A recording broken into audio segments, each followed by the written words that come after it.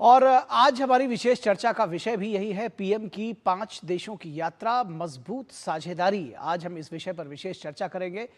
प्रधानमंत्री की 5 देशों की यात्रा, मजबूत साझेदारी। आज इस विषय पर हम चर्चा करेंगे। विशेष चर्चा, पीएम की 5 देशों की यात्रा, मजबूत साझेदारी। और इस विषय पर बातचीत करने के लिए 2 खास मेहमान हमारे साथ जुड़े हुए हैं। उनसे आपका परिचय करा दें। हमारे साथ अशोक सज्जनहार, एम्बेसडर हैं, पूर्व राजनयिक रहे हैं। एम्बेसडर सज्जनहार, बहुत स्वागत है आपका। हमारे साथ डॉक्टर संदीप त्रिपाठी, जो कि फॉरेन अफेयर्स एक्सपर्ट हैं, हमारे साथ जुड़े हैं। डॉक्टर संदीप, आपका भी बहुत स्वागत है। एम्बेसडर सज्जनहार, अगर आपके साथ हम इस चर्चा की शुरुआत करना चाहें, तो आपने देखा है कि पश्चिम एशिया का जो संकट है, हॉर्मुज स्ट्रेट का पर जो अनिश्चितता है, उसके बीच में प्रधानमंत्री नरेंद्र मोदी की ये जो 5 देशों की यात्रा, कैसे आकलन इसका करेंगे? और ऊर्जा सुरक्षा कूटनीति के रूप में अगर इसको देखा जाए, कैसे देखेंगे इसको? जी, बहुत धन्यवाद निखिल जी, मुझे आमंत्रित करने के लिए। आपने बिल्कुल ठीक कहा, जो पहला पड़ाव था प्रधानमंत्री मोदी का, वो यूएई में था। वहां पर, जैसे आपने अपनी रिपोर्ट में दिखाया है, करीब 2.5 घंटे का उनका वहां पर पड़ाव था जी। ज्यादा देर का नहीं था, ऑफिशियल विजिट था वहां पर। और इससे पहले हमने देखा है, जो वहां के यूएई के राष्ट्रपति भी भारत आए थे इस जनवरी में, उनका भी करीब 3 घंटे का यहाँ पर यात्रा रही, भारत में रही।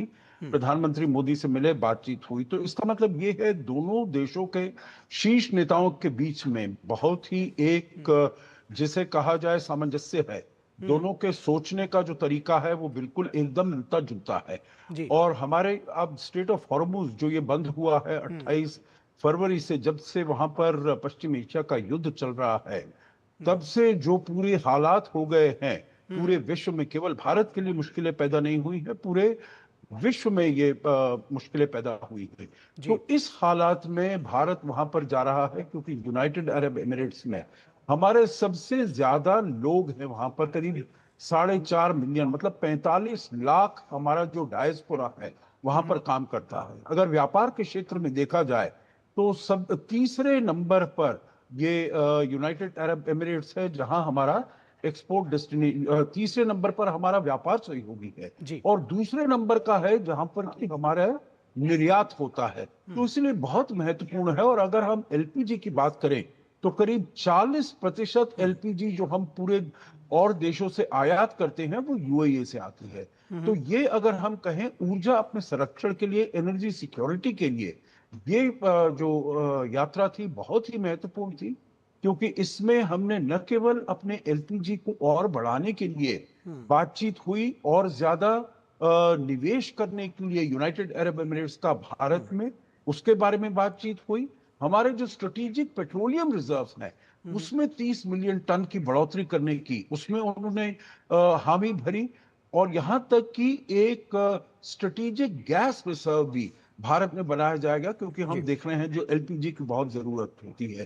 तो हर क्षेत्र में हम देखें, यूनाइटेड अरब एमिरेट्स ने आगे आकर भारत का साथ देने का उन्होंने निर्णय किया है, और उन्होंने प्रधानमंत्री मोदी की यात्रा में पूरी तरीके से भारत का साथ देने का उन्होंने वादा अपना निभा रहे हैं। जी जी जी जी, निश्चित तौर पर अपना वादा निभाया है। मैं डॉक्टर संदीप त्रिपाठी, आपसे थोड़ा और सरल शब्दों में समझना चाहूँगा। वही बात जो एम्बेसडर सज्जनहार ने कही है, उसको थोड़ा आगे बढ़ाऊं कि ये जो अभी आप देख रहे हैं कि जैसे जो एक वैश्विक संकट का समय है, ऐसे संकट के समय में अगर फ्यूचर में आता है, तो ये जो रणनीतिक साझेदारियाँ हैं अभी जो हुई हैं यूएई के साथ में ऊर्जा सुरक्षा को लेकर के, किस तरह से ये उस दौरान की चिंताओं को दूर करेगी? आने वाले जो संकट का समय में है, उससे निपटने की वास्तविक क्षमता कैसे डेवलप होगी? क्या इसका रोड मैप है? कैसे समझें इसको? देखिए, सबसे इम्पॉर्टेंट पॉइंट तो ये है यूएई को लेकर के कि भारत का थर्ड लार्जेस्ट ट्रेड पार्टनर है। मोर देन $100 बिलियन हमारा ट्रेड है यूएई के साथ। इन सबके साथ जब दुनिया क्राइसिस में है, स्पेशली पूरा मिडिल ईस्ट टेंशन पर है, और इंडिया ऐसा कंट्री जो थर्ड लार्जेस्ट कंज्यूमर एनर्जी का है, 85% हम एनर्जी इंपोर्ट करते हैं, उस कॉन्टेक्स्ट में यूएई का सामने आना, हमारी जो रणनीतिक साझेदारी होना, ये मुझे लगता है एक बहुत अहम मोड़ था। और अब देखिए, जिस प्रकार से लॉन्ग टर्म सिक्योर एग्रीमेंट हुआ उसका, इसके बाद डिफेंस एग्रीमेंट भी होगा। और दूसरी बात यह है कि आप देखिए कि इस पूरी यात्रा में आदरणीय प्रधानमंत्री जी बार बार कहते आए हैं कि यूएई पर किसी भी प्रकार का हमला, स्पेशली ये संकेत है ईरान पर, किसी प्रकार का हमला बर्दाश्त नहीं होगा। तो भारत सिर्फ अपने जो पार्टनर उसकी रक्षा की बात करता है, उसके सिक्योरिटी की बात है, क्योंकि आपका सप्लाई चेन सिस्टम वहां से जुड़ा हुआ है।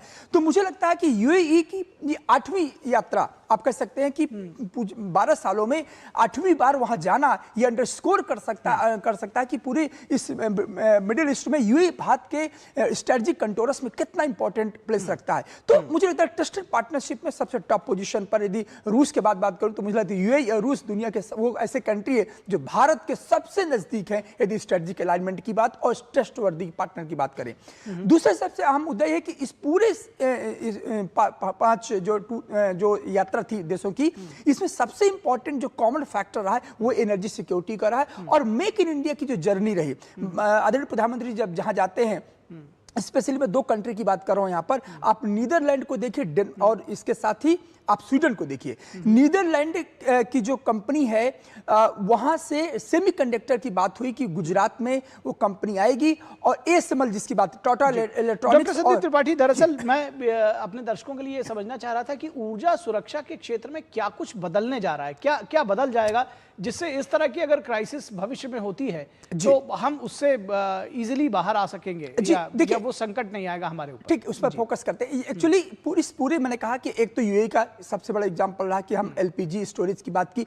सबसे इंपॉर्टेंट रहा कि जो यूरोपियन कंट्री रहा वहां पर हम रिन्यूएबल एनर्जी की बात किया, वाटर मैनेजमेंट की बात हुई कि किस प्रकार से वाटर मैनेजमेंट किया जाए। स्पेशली जब नीदरलैंड में आदरणीय प्रधानमंत्री जी थे तो वहां वाटर डिप्लोमेसी की बात हुई। यदि आप नॉर्वे की बात कीजिए और इटली की बात कीजिए तो यहाँ पर क्रिटिकल मिनरल्स और एनर्जी क्रिटिकल मिनरल्स, वो भी हमारे एनर्जी सिक्योरिटी का बहुत बड़ा अहम हिस्सा है। तो मुझे लगता है कि जब हम रिन्यूएबल एनर्जी की बात चले, आप नॉर्वे में देखिए कि डीप सी माइनिंग की बात हो रही थी। तो मुझे लगता है कि इन 5 कंट्री में एक ही कॉमन रहा है एनर्जी सिक्योरिटी। और एनर्जी सिक्योरिटी इसलिए कि जो मिडिल ईस्ट, जहां पर फॉसिल फ्यूल्स जनरली जहां से सप्लाई चेन सिस्टम होता है, उसका सब्स्टिट्यूशन करने के लिए मैं आपको थोड़ा एक रेफरेंस देना चाहूंगा।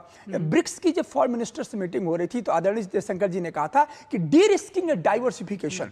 तो आज के भारत की विदेशी नीति का सबसे अहम जो हिस्सा है या मुख्य जो प्रायोरिटी हमारी ये है कि हम डाइवर्सिफिकेशन करेंगे। यूरोप का ये दौरा, स्पेशली नार्डिक कंट्री का ये दौरा, जिस प्रकार से इंडिया नार्डिक समिट को एड्रेस कर रहे थे आदरणीय प्रधानमंत्री जी, वहां पर बार बार रिन्यूएबल एनर्जी की बात आ रही थी। तो मुझे लगता है ये रिन्यूएबल एनर्जी का प्रोसेस एक लंबा प्रोसेस होता है, ओवरनाइट नहीं होता है। उस प्रोसेस में यहाँ ये जो नॉर्डिक कंट्री, क्योंकि इनके पास अच्छा एक्सपीरियंस है एक्सप्लोरेशन का और क्लीन एनर्जी का, आप देखिए जब डेनमार्क में जब यहाँ थे, स्वीडन में थे, तो वहां पर इंडस्ट्रियल ट्रांजिशन की बात हो रही थी, यानी कि कैसे हम फॉसिल फ्यूल से नॉन फॉसिल पर आएंगे। तो एक कंट्री स्पेसिफिक होकर के हर तरह से बायलैटरल रिलेशन की बात हुई। नीदरलैंड में गए तो सेमीकंडक्टर की बात हुई, जब हम यहाँ पर आए डेनमार्क में आए, स्वीडन पर जब आए तो हम इंडस्ट्रियल ट्रांजिशन की बात हुई, जब नॉर्वे पर आए तो हम डीप सी माइनिंग की बात कर रहे हैं और यहाँ पर शिपिंग की बात हुई, और जब इटली पर गए तो क्रिटिकल मिनरल्स के लो करके इस प्रकार से बात हुई। तो मुझे लगता है ये पूरी का पूरी यात्रा यदि आप डिकोड करना चाहें तो एनर्जी सिक्योरिटी इसका सबसे अहम बिंदु रहा। जी, एनर्जी सिक्योरिटी सबसे अहम बिंदु रहा। एम्बेसडर सज्जनहार, जिस तरह से अगर हम भारत के लिहाज से देखें तो अब ये केवल एक ऊर्जा आयातक नहीं बल्कि सप्लाई चेन और ऊर्जा मार्ग का अगर कहें तो उसका रणनीतिक खिलाड़ी बनने की भी एक तीव्र कोशिश भी है भारत की, और उस दिशा में हम लगातार आगे बढ़ रहे हैं। क्या आपको लगता है कि हमारी विदेश नीति में कहीं ना कहीं एक ये एड ऑन है या एक कोई चेंज है? कैसे देखते हैं इसको? जी देखिए, भारत की जो विदेश नीति है बहुत ही प्रोएक्टिव हो गई है, क्योंकि ये हमको देखना है जो विश्व में बदलाव बहुत हो रहा है और बदलाव बहुत तेजी से हो रहा है। तो इसीलिए हमको भी उसी बदलाव के साथ अपनी विदेश नीति को बदलना होगा। देखिए, पहले हमारा सारा जो तेल था, हमारी सारी जो ऊर्जा थी, फॉसिल फ्यूल्स थे, वो इसी क्षेत्र से आते थे। अब हमने देखा है स्ट्रेट ऑफ हॉर्मुज में क्या वहां पर एकदम बंदी हो गई है, तो इसीलिए हमको डाइवर्सिफाई करना बहुत जरूरी है। दूसरी चीज और है, जो आप अमेरिका की तरफ अगर आप देखें, अमेरिका के साथ हमारे संबंध बहुत ही विशिष्ट थे, बहुत ही तेजी से आगे बढ़ रहे थे। परंतु पिछले 1-1.5 साल में हमने देखा है जो अमेरिका बहुत ही हद तक ट्रांजैक्शनल हो गया है। जैसे उसने हमारे ऊपर टैरिफ्स लगाए हैं, जैसे उसने हम रूस से तेल ले रहे हैं तो हमारे ऊपर 50% पेनल्टी टैरिफ लगाए हैं। तो इसीलिए जो विश्वसनीयता है अमेरिका की वो हमारे लिए थोड़ी कम हो गई है। ऐसा नहीं है जो अमेरिका हमारे लिए बिल्कुल ही एकदम ऐसा होगा जो मायने नहीं रखेगा, मतलब नहीं रखेगा, परंतु हमको डाइवर्सिफाई करना है और इसी में हमको देखना है जो और भी जो देश हैं, चाहे क्योंकि अगर यूनाइटेड अरब एमिरेट्स जिसकी हम बात कर रहे थे पहले ऊर्जा के लिए, और अगर यूरोप को देखें तो यूरोप भी डाइवर्सिफाई कर रहा है क्योंकि यूरोप में भी जो ट्रांस अटलांटिक पार्टनरशिप थी, नेटो था, उनका संबंध था उनकी सुरक्षा के लिए, और जो उनका आर्थिक सहयोग था अमेरिका के साथ, उसमें शिथिलता आती जा रही है क्योंकि राष्ट्रपति ट्रंप बहुत ही ट्रांजैक्शनल हो गए हैं। तो यूरोप तो भी क्या देख इसको रहा है। Ambassador Sajjanhar minus China minus US एक नया सप्लाई चेन और खास तौर पर यूरोप कंट्रीज के साथ मिलकर एक नई रणनीति ऐसे भी देख सकते हैं? जी देखिए, ऐसा है, मैं माइनस किसी को नहीं करना चाहूंगा क्योंकि जी। हमारे जो संबंध हैं अमेरिका के साथ, मैं नहीं कह रहा हूं जो हम अपने संबंधों को कम करें, परंतु हमको और फूंक फूंक कर मार्क करना पड़ेगा। और वैकल्पिक जिसे मार्ग है कहते जी। हमें सारे अपने जो not put all your eggs in one basket, हमको ये देखना होगा जो हम और बहुत जगह इनका वितरण करें। तो इसलिए अमेरिका ये यूरोप के साथ जो अभी 26 जनवरी को हमने अपना अग्रीमेंट साइन किया है, इंडिया यूएस एफटीए, जिसे कहा जाता है, यूरोपियन कमीशन प्रेसिडेंट ने कहा है mother of all deals, mother of all trade deals, क्योंकि यूरोप भी चाहता है जो अपनी निर्भरता चीन के ऊपर कम करे। वो तो ऊर्जा के लिए रूस के ऊपर बहुत निर्भर थे, वो वहां से ऊर्जा के लिए रूस से निर्भरता कम करना चाहते हैं। तो इसीलिए रिन्यूएबल्स का भी बहुत यहां पर महत्व आ जाता है, जो कि इन देशों के पास इनोवेशन है। ये फोकस कर रहे हैं ग्रीन एनर्जी पर, वो फोकस कर रहे हैं ग्रीन इंडस्ट्री पर, ग्रीन शिपिंग पर, हर चीज ग्रीन पर वो फोकस कर रहे हैं।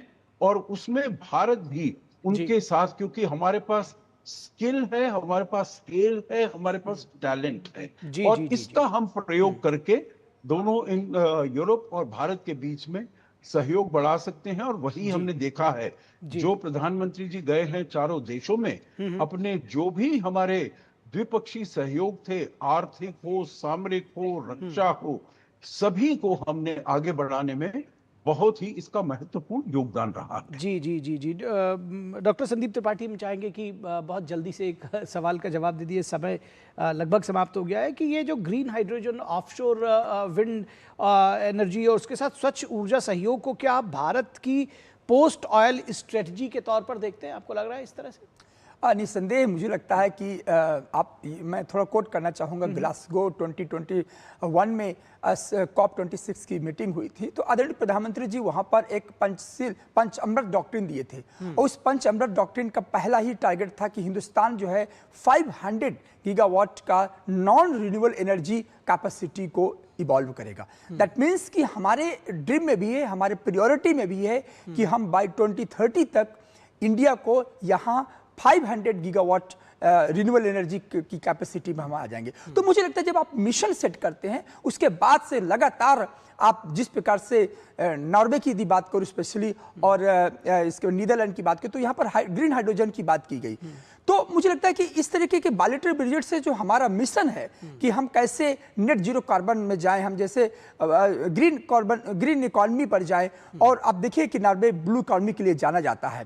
तो मुझे लगता है कि इस तरीके का जो हमारा मिशन है 500 गीगावाट का, वो भी पूरा होगा। और दूसरी बात यह है कि जो दुनिया में संकट है, एक दिन तो आना ही होगा कि धीरे सही, लेकिन आपको ट्रांजिशन पर और अल्टरनेटिव पर आना होगा, और उस कदम में हिंदुस्तान उस मार्ग की ओर आगे बढ़ रहा है। जी, उस मार्ग की ओर तेजी से आगे बढ़ रहा है। बहुत शुक्रिया एम्बेसडर सज्जनहार और डॉक्टर संदीप त्रिपाठी हमारे साथ जुड़ने के लिए और इस विशेष चर्चा में हमारे साथ भागीदार होने के लिए।